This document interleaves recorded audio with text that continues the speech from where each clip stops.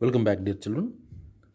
We are going to start a new topic, temperature coefficient of resistivity. ये basically जो आपने पीछे topic पढ़ा था रेजिस्टिविटी, उसी की एक्सटेंशन है. ठीक है, हम उसी को आगे एक्सटेंड कर रहे हैं, लेकिन हम इसको एक नए टॉपिक के फॉर्म में पढ़ रहे हैं. Temperature coefficient of resistivity, it is a term which is denoted by alpha. इसको अल्फा से डिनोट किया जाता है. देखिए, रेजिस्टिविटी के बारे में एक चीज़ मैं आपको बताऊं, मैंने पहले भी ये बात बताई है, मैं फिर से रिपीट कर रहा हूँ. रेजिस्टिविटी जो होती है मटेरियल की, it is not a constant term.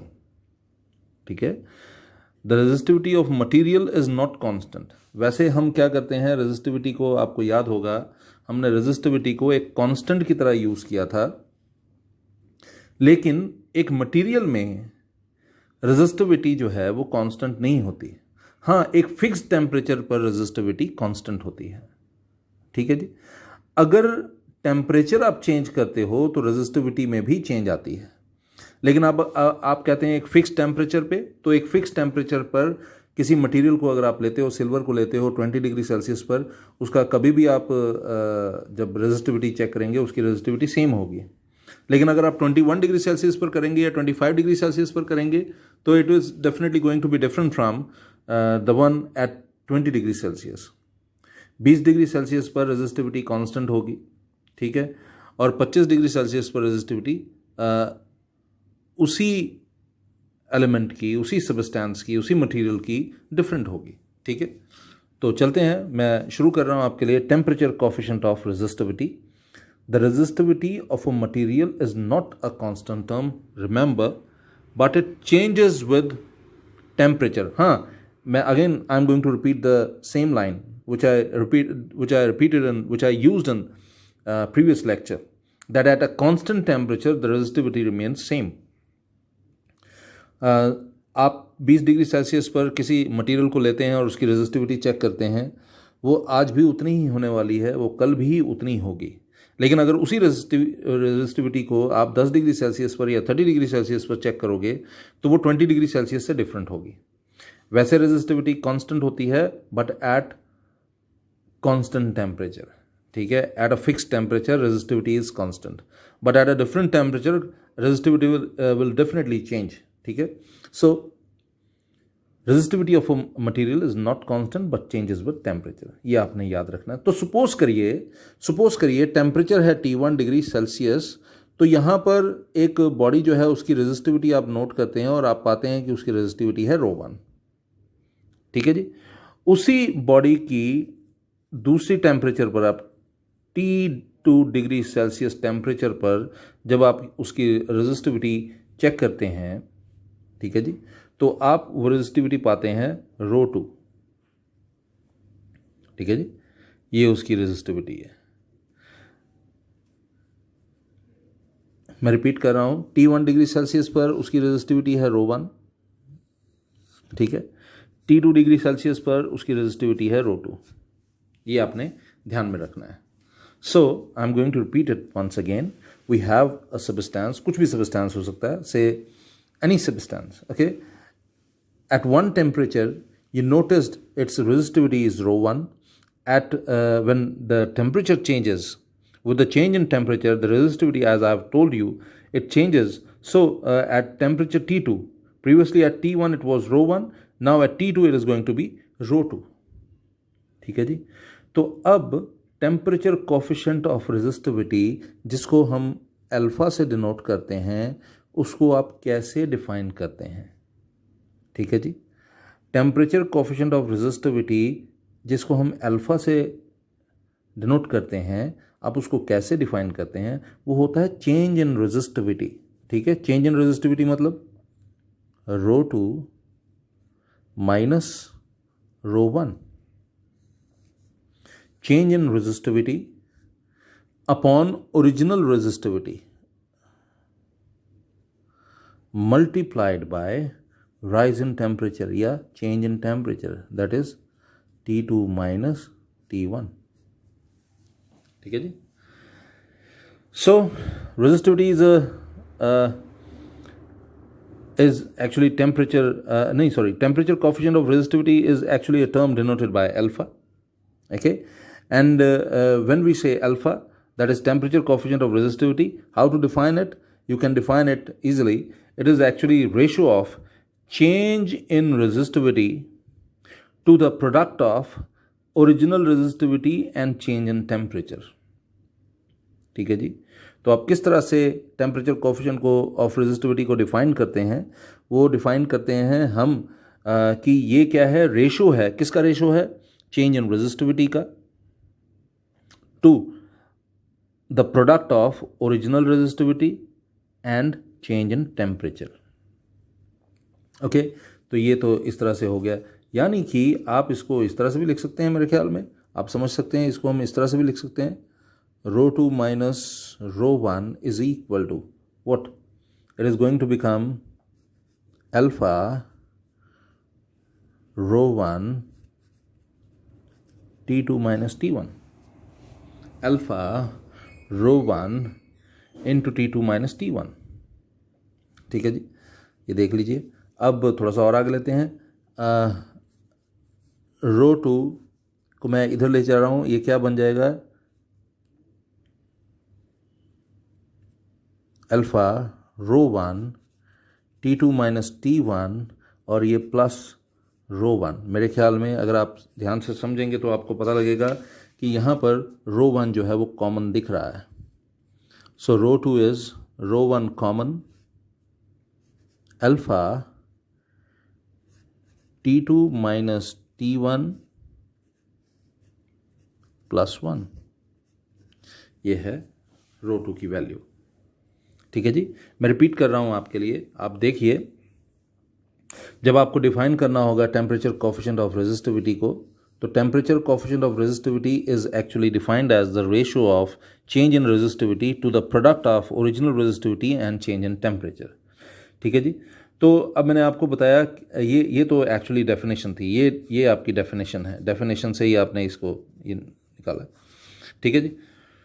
तो यहाँ से अगर आप देखेंगे तो ρ2 माइनस ρ1 जो है it is going to become alpha ρ1 into T2 minus T1, और अगर मैं ρ1 को भी इधर ले जाऊँगा, ρ1 कॉमन हो जाएगा, पीछे बचेगा alpha T2 minus T1 plus 1, ये ρ2 की वैल्यू हो जाएगी आपकी। ठीक है जी। अब यहीं से मैं एक और चीज़ अभी आपके लिए निकालने जा रहा हूँ, लेकिन उससे पहले आप देखेंगे कि जो अल्फ़ा है उसका यूनिट क्या होता है। तो यूनिट ऑफ अल्फ़ा क्या? Temperature coefficient of resistivity. वो क्या होगा? It is going to become और,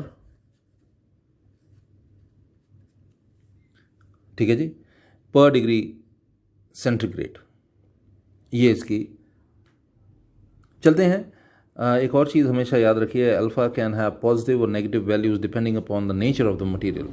नेचर क्या होगा मटेरियल का, इसके ऊपर डिपेंड करता है अल्फ़ा की वैल्यू। अल्फ़ा जो है वो पॉजिटिव भी हो सकता है, याद रखें, अल्फ़ा कैन बी पॉजिटिव और negative.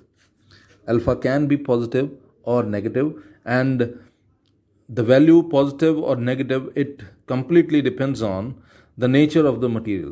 It depends upon the nature of the material. Now you know that this resistivity is actually proportional to the resistance, or resistance is proportional to resistivity. ठीक है ना? तो resistance जो है आपको पता है ये प्रोपोर्शनल होता है। आपको पता है रेजिस्टेंस जो है वो प्रोपोर्शनल होता है रेजिस्टिविटी के। अगर रेजिस्टेंस रेजिस्टिविटी के प्रोपोर्शनल होता है तो the temperature variation of resistance can be given as, इसको हम इस तरह से भी लिख सकते हैं, कैसे? R2 is equal to R1, आगे alpha T2 minus T1 plus 1। जब मैंने ये निकाला तो आप में से कईयों के ख्याल में आया होगा कि यहाँ तो हो गया था डेफिनेशन ख़त्म, फिर हमने ये आगे क्यों किया? ठीक है, ये सिर्फ आपको ये बताने के लिए कि इस इक्वेशन को हम इस तरह से भी लिख सकते हैं। तो खैर, जब हमने ये सॉल्व किया तो मैंने उसके बाद आपको बताया यूनिट जो होता है वो अल्फ़ा का क्या होता है। अल्फ़ा मतलब टेम्परेचर कोफिशिएंट ऑफ रेजिस्टिविटी का क्या होता है? इट इज़ पर डिग्री सेंटीग्रेड। अल्फ़ा पॉजिटिव और नेगेटिव दोनों हो सकता है depending upon the nature of the material. और सिंस हमें पता है रेजिस्टेंस जो है वो प्रोपोर्शनल होता है किसके? It is proportional to resistivity. Resistance is proportional to resistivity as we know. So यहाँ पर इन जगहों पर आप रेजिस्टेंस की जगह रेजिस्टिविटी की जगह रेजिस्टेंस का अगर इस्तेमाल करते हैं तो ये बन जाएगा R2 और ये बन जाएगा R1 alpha T2 minus T1 plus 1, ये सेम रहेगा। ठीक है जी। सो यहाँ पर R1 और R2 है क्या है, ये रेजिस्टेंसेस हैं एट टेम्परेचर T1 पर आपने लिया रेजिस्टिविटी ρ1 है तो रेजिस्टेंस हम मान लेते हैं R1 है। T2 पर आपने लिया रेजिस्टिविटी जो है ρ2 है तो हम मान लेते हैं कि रेजिस्टेंस जो है वो क्या है, वो R2 है। तो इन्हीं का यूज़ हमने यहाँ पर किया। आई एम श्योर कि आपको ये समझ आया होगा। चलते हैं आगे। अब हम बात कर देते हैं हाउ टू क्लासिफाई या classification of materials on the basis of resistivity. Resistivity के ऊपर बेस्ड मटेरियल्स की हम बात कर लेते हैं। तो वो वही रहेंगे जैसे आपको याद होगा हमने पढ़ा था कंडक्टर्स, हमने पढ़ा था इंसुलेटर्स। ठीक है जी। तो और याद रखिए और भी होते हैं सुपर कंडक्टर्स और सेमी कंडक्टर्स। तो सुपर कंडक्टर्स नाम से ही आपको पता लग रहा है ये सुपर कंडक्टर्स हैं। सुपर कंडक्टर्स का मतलब इनकी कंडक्टिविटी जो है ऑलमोस्ट 100% है, यानी कि रेजिस्टिविटी जो है ऑलमोस्ट 0 है। ठीक है। कंडक्टर्स तो आपको पता है। सेमी कंडक्टर्स इंसुलेटर्स और कंडक्टर्स के बीच में लाई करते हैं। खैर मैं भी आपको इनके बारे में डिटेल में पढ़ाऊंगा, आप ध्यान से देखिएगा। मैं दोबारा से रिपीट कर देता हूँ, सुपर कंडक्टर्स के बारे में अगर आपने पढ़ा होगा तो सुपर कंडक्टर्स जो हैं वो ऐसे सब्सटेंसेस, इनके बारे में अभी बहुत ज़्यादा रिसर्च चल रही है, बहुत ज़्यादा रिसर्च इनके बारे में अभी की जा रही है और हो सकता है फ्यूचर में आने वाले टाइम में बहुत सारे ऐसे मटेरियल जो हैं वो बनाए जाएं या डिस्कवर किए जाएं जो ऑलरेडी सुपर कंडक्टर्स हैं। ठीक है। तो सुपर कंडक्टर्स होते क्या हैं, सबसे पहले आप वो देखिए, what do you mean by super conductors, what are super conductors, या when do we call a body a superconductor? तो superconductors वो मटेरियल हैं which have zero resistance। ठीक है। at a particular temperature these substances, these materials have zero resistance। when we say zero resistance that means conductance जो है conductivity जो है वो almost 100% हो गया। ठीक है जी। So what do you mean by superconductors? Superconductors are materials which have zero resistance at a particular temperature, and that particular temperature is called critical temperature. Or always remember that temperature is called critical temperature. That temperature is called critical temperature. So I have an example for you. When we say mercury, ये observe किया गया है कि जो mercury होता है वो 4.2 kelvin पर, मर्करी 4.2 केल्विन पर ये किसकी तरह बिहेव करता है, एक सुपर कंडक्टर की तरह बिहेव करता है। ठीक है। Mercury at 4.2 kelvin it behaves like a super conductor. So what are super conductors?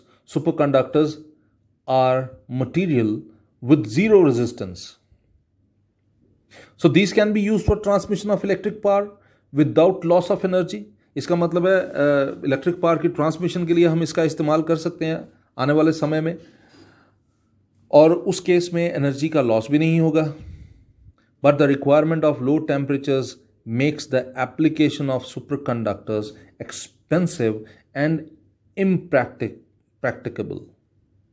लेकिन यहाँ पर प्रॉब्लम क्या होता है, यहाँ पर एक्सट्रीमली लो टेम्परेचर की ज़रूरत होती है सुपर कंडक्टर्स बनाने के लिए, या सुपर कंडक्टर की तरह बिहेव करने के लिए एक मटेरियल को एक्सट्रीमली लो टेम्परेचर की ज़रूरत होती है। और यहीं पर एक सुपर कंडक्टर की मैन्युफैक्चरिंग जो है वो मुश्किल हो जाती है, एक्सपेंसिव हो जाती है, बल्कि कहा जा सकता है इम्प्रैक्टिकेबल हो जाती है। ठीक है जी। So I am going to repeat once again, super conductors are the bodies, are the materials, are the substances which have zero resistance and almost 100% conductance at a particular temperature which is very low and that temperature is called critical temperature. इस temperature को बोलते हैं critical temperature. 4.2 kelvin पर, मैंने क्या बोला, 4.2 kelvin पर, 4.2 kelvin temperature पर जब आप मरकरी की बात करते हो, 4.2 केल्विन पर जब आप मरकरी की बात करते हो, आप समझते हैं 4.2 केल्विन जो है माइनस ऑलमोस्ट 269 डिग्री सेल्सियस होता होगा शायद, ठीक है, माइनस 269 डिग्री सेल्सियस के करीब ये टेम्परेचर होता होगा। ओके, मरकरी 4.2 केल्विन पर यानी कि माइनस 269 डिग्री सेल्सियस टेम्परेचर। आप देखिए माइनस 269 डिग्री सेल्सियस कितना ज़्यादा लो टेम्परेचर है। तो इसी कारण से ये थोड़ा सा इम्प्रैक्टिकेबल लगता है और ये काम एक्सपेंसिव भी हो जाता है। Mercury at 4.2 kelvin temperature it behaves like a super conductor, it behaves like a super conductor, ये सुपर कंडक्टर की तरह ही बिहेव करता है। ठीक है जी, हम थोड़ा सा और आगे बढ़ते हैं। अभी जो मैंने आपको बताया, मैं अभी बता रहा था सुपर कंडक्टर्स के बारे में। सुपर कंडक्टर्स के बाद हम बात करते हैं किनकी, कंडक्टर्स की। अब हम बात करते हैं कंडक्टर्स की। तो जब हम बोलते हैं कंडक्टर्स, कंडक्टर्स आपने बड़ी बार ये टर्म सुन लिया होगा, ठीक है ना। मैंने सुपर कंडक्टर्स के लिए बताया एक्सट्रीमली लो रेजिस्टेंस होता है इसका। एक्सट्रीमली लो रेजिस्टेंस का मतलब हो गया, मतलब कितना लो, ऑलमोस्ट जीरो। तो रेजिस्टिविटी भी इसकी ऑलमोस्ट जीरो होती है। तो चलते हैं कंडक्टर्स की बात करते हैं। कंडक्टर्स मेटल्स और एलॉयज होते हैं, आपको पता ही है। तो इनके बारे में मैं आपको एक बात बता दूं कि मेटल्स जो होते हैं, जैसे कॉपर हो गया, जैसे प्लैटिनम हो गया, जैसे सिल्वर हो गया, जैसे एल्युमिनियम हो गया, आप किसी भी मेटल के बारे में जब आप बात करते हैं तो आपको पता होगा they have large number of free electrons. ठीक है जी, व्हेन वी से they have large number of free electrons, तो इसका मतलब है कंडक्टेंस जो है इसमें आसान है, ये कम रेजिस्ट करते होंगे, तो इनकी रेजिस्टिविटी भी क्या होती है, स्मॉल होती है। इनकी रेजिस्टिविटी क्या होती है, स्मॉल। ठीक है, तो याद रखिए इनकी resistivity it is between 10 raise to power -8 to 10 raise to power -6 ohm metre. इनकी रेजिस्टिविटी इसके बीच में लाई करती है।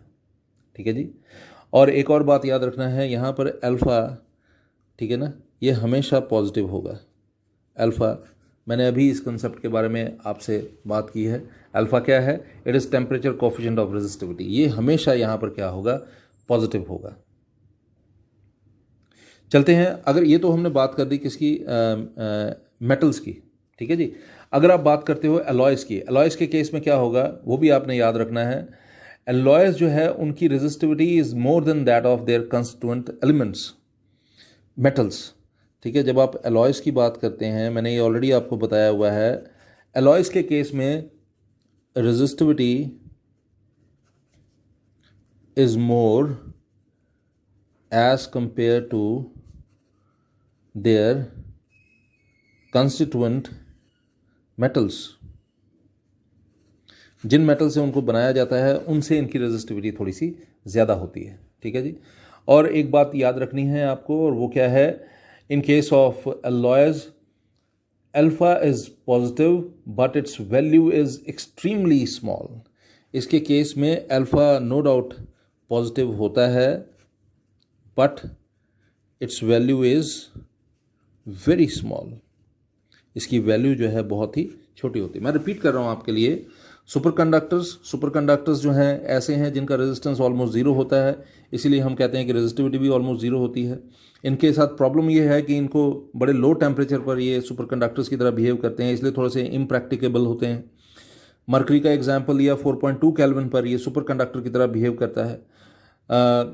तो ये टेम्परेचर जो है इसको हम क्रिटिकल टेम्परेचर कहते हैं। It is almost equal to -269 degree Celsius. देखिए कितना कम है। ओके, दूसरा हमने बात किया कंडक्टर्स। कंडक्टर्स दो तरह के होते हैं, मेटल्स भी कंडक्टर्स होते हैं जो कि, और एलॉयज़ के केस में भी हम उनको बोलते हैं कि वो कंडक्टर्स हैं। तो कंडक्टर्स की रेजिस्टिविटी स्मॉल होती है। ठीक है, एलॉयज़ की जो रेजिस्टिविटी होती है मेटल से थोड़ी ज़्यादा होती है, जिन मेटल से वो बना होता है उससे थोड़ी ज़्यादा होती है। यहाँ पर कंडक्टर्स जो है आपको पता होना चाहिए 10⁻⁻8 से 10⁻⁻6 ओम मीटर इनकी रेजिस्टिविटी रहती है। अल्फ़ा की वैल्यू इनमें हमेशा क्या होता है, पॉजिटिव ही होता है। और एक बात हमेशा आपने याद रखनी है, जब हम कहते हैं अल्फ़ा पॉजिटिव है लेकिन इसकी वैल्यू बहुत छोटी है, तो इसका मतलब है rho is nearly independent of temperature. ठीक है, यहाँ पर याद रखना है resistivity is almost independent of temperature. इस केस में याद रखना है resistivity is almost independent of temperature. ये मेटल्स के केस में नहीं होगा, ये एलॉयस के केस में हम बात कर रहे हैं, ये एक स्पेशल केस हम कर रहे थे। ठीक है, तो सुपर कंडक्टर्स हो गया, और फिर हमने कंडक्टर्स में बात की, कंडक्टर्स में हमने मेटल की भी बात की, मेटल्स की भी बात की, और हमने एलॉयस की भी बात की। ठीक है जी, तो चलते हैं थोड़ा सा और आगे। अब हम बात करते हैं किन की, लेट अस अबाउट सेमीकंडक्टर्स। अब हम बात करेंगे सेमीकंडक्टर्स के बारे में। ठीक है जी, सेमीकंडक्टर्स। अब जरा सा हम सेमीकंडक्टर्स के बारे में बात कर लेते हैं। सेमीकंडक्टर्स की जब आप बात करते हो, इनमें फ्री इलेक्ट्रॉन्स की संख्या बहुत कम होती है। ठीक है, तो फ्री इलेक्ट्रॉन्स की संख्या कम होने के कारण क्या होता है, and as such possess greater resistivity. इनकी रेजिस्टिविटी जो है ये एज कंपेयर टू कंडक्टर ज़्यादा होती है। ठीक है, possess greater resistivity, they possess greater resistivity. ये थर्ड पॉइंट है हमारा। पहला हमने सुपर कंडक्टर्स के बारे में बात की, फिर हमने कंडक्टर्स के बारे में बात की, अब हम बात कर रहे हैं सेमीकंडक्टर्स के बारे में। कंडक्टर्स के बारे में बात करते वक्त हमने मेटल्स के बारे में भी बात की, हमने अलॉयस के बारे में भी बात की। अभी हम बात कर रहे हैं सेमीकंडक्टर्स के बारे में। सेमीकंडक्टर्स, इनमें बहुत कम फ्री इलेक्ट्रॉन्स होते हैं। ठीक है जी, बहुत कम फ्री इलेक्ट्रॉन्स होते हैं, और इनकी रेजिस्टिविटी भी हाई होती है एज कंपेयर टू कंडक्टर्स। और कितनी होती है वो देख लीजिए, 10⁻⁵ से लेकर 10⁻² ओम मीटर। ठीक है जी, ये है। थोड़ा सा आगे बढ़ते हैं। ये कंडक्टर से कंपैरिजन हमने किया है, और मैं आपको बता दूं resistivity of conductors decreases with temperature. इनमें रेजिस्टिविटी जो है, रेजिस्टिविटी डिक्रीजेस विद टेम्परेचर। इसका मतलब है कि अल्फा जो है इसकी वैल्यू इसमें क्या होती है, इट इज़ नेगेटिव। ठीक है जी, इट इज़ नेगेटिव। अल्फ़ा की वैल्यू जो है इट इज़ नेगेटिव। याद रखना है आपको, अल्फ़ा की वैल्यू यहाँ पर क्या होती है, ये नेगेटिव होती है। आपको याद होगा सुपर कंडक्टर्स के बारे में जब हम बात कर रहे थे, सुपर कंडक्टर्स के बारे में हमने बात की, हमने कंडक्टर्स के बारे में बात की, हमने देखा कंडक्टर्स के केस में अल्फ़ा की वैल्यू जो है वो क्या होती है, वो पॉजिटिव होती है। सेमीकंडक्टर्स के केस में हमने बात किया और हमने देखा कि अल्फ़ा की वैल्यू यहाँ पर क्या होती है, ये नेगेटिव होती है। तो जब आप सेमीकंडक्टर्स की बात कर रहे हो और अल्फ़ा की वैल्यू नेगेटिव होती है, तो आपके मन में बहुत सारे ख्याल आते होंगे कि कौन सा ऐसी बॉडी होगी, ऐसा मटेरियल होगा जिसकी अल्फ़ा की वैल्यू जो है नेगेटिव होगी। तो उसमें आप एग्जाम्पल बहुत सारी ले सकते हैं, लेकिन अभी के लिए आप सिलिकॉन, जर्मेनियम, मैंने पहले भी इसके बारे में बताया, सिलिकॉन, जर्मेनियम बहुत ही पॉपुलर सेमीकंडक्टर्स हैं, बहुत ही पॉपुलर सेमीकंडक्टर्स। ठीक है जी, तो ये हो गए सेमीकंडक्टर्स। हमने we just discussed semiconductors. Now let us take insulators. अब हम इंसुलेटर्स के बारे में बात कर लेते हैं। इंसुलेटर्स, ये एल है, सॉरी, इंसुलेटर्स। इंसुलेटर्स की जब आप बात करोगे तो आपको पता लगेगा they do not possess any free electrons. इनमें फ्री इलेक्ट्रॉन्स होता ही नहीं है, इसीलिए एक्सट्रीमली हाई रेजिस्टिविटी होगी इनकी, extremely high resistance, extremely high resistivity इनकी होगी। ठीक है, इनकी रेजिस्टिविटी एक्सट्रीमली हाई होगी। ठीक है, और इसका रेजिस्टिविटी का रेंज जो है देखिए कितना हाई है, 10⁻10 to it is 10⁻10 to 10⁻17 ohm meter, 10⁻10 to 10⁻17 ohm meter, and it decreases with rise in temperature। और ये कम होती है with rise in temperature, इसलिए अल्फा की वैल्यू इसमें भी क्या होगी, नेगेटिव होगी। यहाँ पर भी रेजिस्टिविटी जो है it decreases with rise in temperature, इसीलिए अल्फ़ा की वैल्यू जो है नेगेटिव है। यहाँ पर भी इंसुलेटर्स के केस में भी अल्फ़ा की वैल्यू जो है वो नेगेटिव होगी, क्योंकि resistivity decreases with rise in temperature. लेकिन क्या यही चीज़ जो है वो हम कंडक्टर्स के लिए बोल पाएंगे? तो मैंने आपको बताया कंडक्टर्स के केस में ऐसा नहीं होता। कंडक्टर्स के केस में जब आप अल्फ़ा की वैल्यू की बात करते हैं ये पॉजिटिव होती है, ठीक है जी। अल्फ़ा की वैल्यू जो होती है पॉजिटिव होती है दोनों ही केसेस में, मेटल के केस में भी और एलॉय के केस में भी। लेकिन एलॉय के केस में अल्फ़ा की वैल्यू पॉजिटिव ज़रूर होती है, लेकिन ये एक्सट्रीमली स्मॉल होती है, इतनी स्मॉल होती है कि हम मानते हैं कि resistivity is almost independent of temperature, ठीक है जी। तो चलते हैं, इसके लिए तो बहुत सारे आप एग्जाम्पल दे सकते हो। वैसे तो आप आज तक एग्जाम्पल देते रहे होंगे, वुड, ये वो, लेकिन अब साइंस में आप साइंस पढ़ रहे हैं तो इसमें mica, glass, China clay, quartz, fused quartz और रबर वगैरह जो है ये सब इस कैटेगरी में आते होंगे। तो आई एम श्योर कि आपको ये टॉपिक जो है समझ आ रहा होगा। मैंने अभी जो आपसे बात की वो बात की है किसके बारे में? सुपर कंडक्टर्स के बारे में, सुपर कंडक्टर्स के बारे में। और उसके बाद मैंने आपसे बात की किसके बारे में? हमने बात किया उसके बाद हमने बात किया कंडक्टर्स के बारे में, फिर हमने बात किया सेमी कंडक्टर्स के बारे में, फिर हमने बात किया इंसुलेटर्स के बारे में। तो अब कुछ जेन्युइन बातें जो हमें करनी है। अब ये कुछ कॉमन कैटेगरीज हैं, जैसे कंडक्टर्स हो गया, सेमी कंडक्टर्स हो गया, इंसुलेटर्स हो गया। और ये कंडक्टर्स में मेटल्स के बारे में बात की है, अलॉयज़ के बारे में बात की है। सेमी कंडक्टर्स में जर्मेनियम, सिलिकॉन, इंसुलेटर्स में glass, paper, diamond, hard rubber, ebonite, इन सब की रेजिस्टिविटी के बारे में यहाँ पर बात की गई है। जब आप इस टेबल को ध्यान से देखेंगे या आपके पास जो बुक होगी उसमें जो टेबल बना होगा उसमें ध्यान से देखेंगे तो आप एक चीज़ नोटिस करेंगे, और वो क्या है? अच्छा, एक और चीज़ मैं आपको बता दूं, ये सब जो है, ये जो देख रहे हैं आप, ये डिफरेंट मटेरियल्स की रेजिस्टिविटी है एट 20 डिग्री सेल्सियस। और ये जो आप देख रहे हैं ये there mean temperature coefficient of resistivity, ठीक है, इन पर degree centigrade.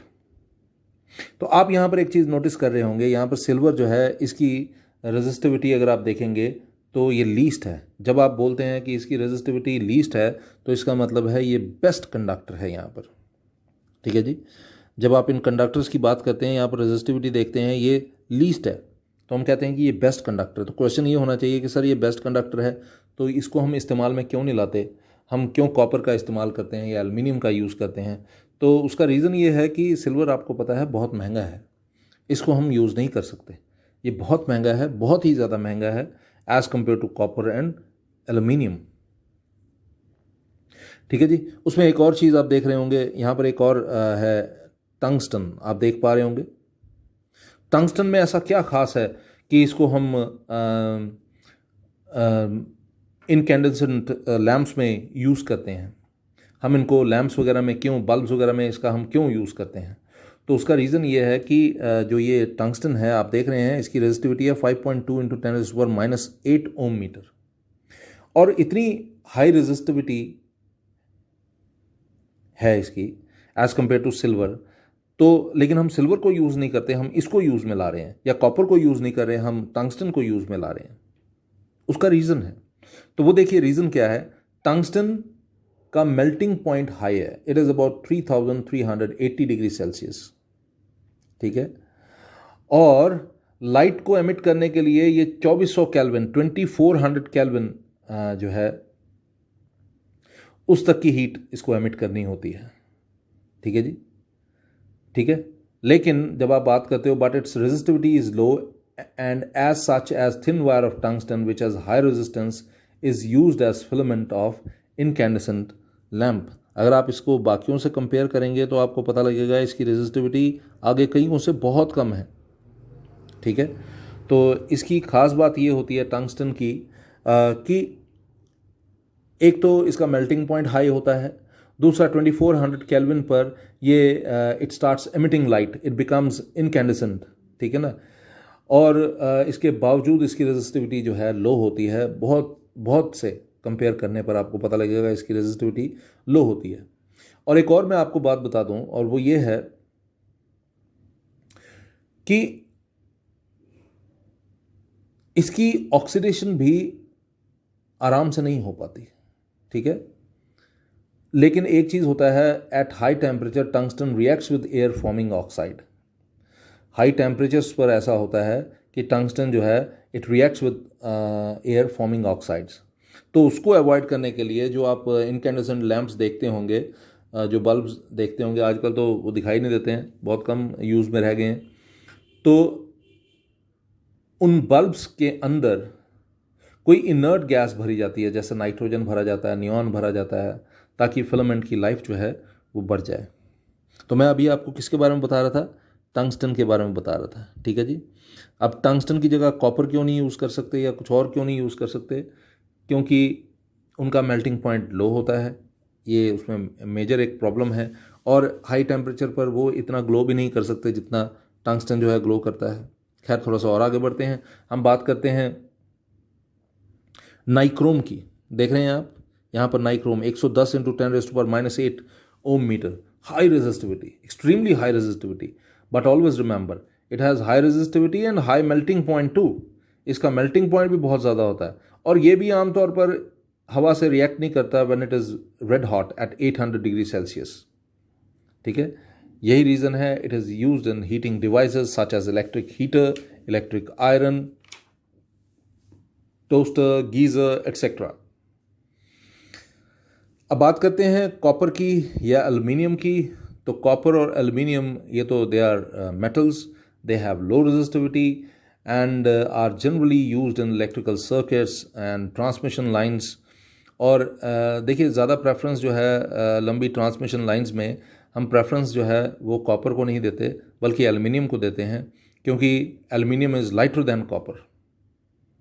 So it is preferred to copper for long distance transmission of power. इसके अलावा क्या होता है, और वो भी बता दूं, एल्युमिनियम थोड़ा सस्ता होता है कॉपर से कंपेयर करने पर। और तीसरी बात यह है कि इसकी ऑक्सीडेशन भी आराम से नहीं होती, क्योंकि इसके ऊपर एक पाउडरी लेयर बन जाती है, जिसके कारण फर्दर ऑक्सीडेशन जो है वो रुक जाती है। आई एम श्योर कि आज जो आपने लेक्चर पढ़ा है, आज जो आपने लेक्चर लिया है, वो आपको बड़े अच्छे से समझ आया होगा। बहुत सारे नए टर्म्स इसमें आपने पढ़े। उसमें पहला नया टर्म तो था वो आपका टेम्परेचर कोफिशिएंट ऑफ रेजिस्टिविटी, फिर आपने सुपर कंडक्टर्स के बारे में पढ़ा, और इसी तरह के और बहुत सारे नए टॉपिक्स जो हैं आपने पढ़े। आई एम श्योर कि आपको अच्छे से समझ आए होंगे। अपना ध्यान रखिए, ज़्यादा से ज़्यादा टाइम जो है वो पढ़ाई लिखाई में स्पेंड कीजिए। आपके लिए ये क्रूशियल टाइम है। सिलेबस कम हो गया है ये सोचकर खुश मत होइए। ये कम हुआ सिलेबस जो है आगे आपके लिए बर्डन ही बनेगा। इसीलिए थोड़ा ज़्यादा ध्यान अपनी पढ़ाई लिखाई में रखिए, और हो सके तो समय निकाल कर जो सिलेबस कम भी हो गया है उसको भी पढ़ने की कोशिश कीजिए। Good night.